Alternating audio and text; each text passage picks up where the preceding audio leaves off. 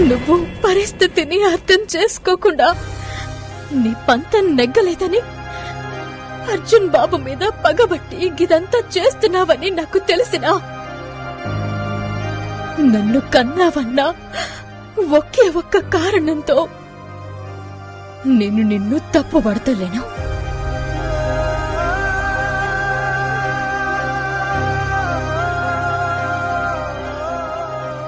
కానీ మంచితనంతోని మాట్లాడదామనొచ్చిన నా భర్తని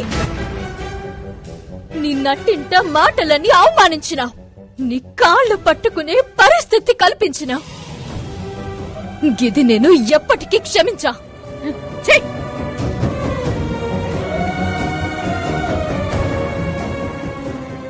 నువ్వు తల్లివైనా మనిషిగా ఎట్లా ప్రవర్తించాలనో కూడా తెలవకుండా ఇంటి అల్లుడితోని సంస్కారం లేకుండా ప్రవర్తించినావు.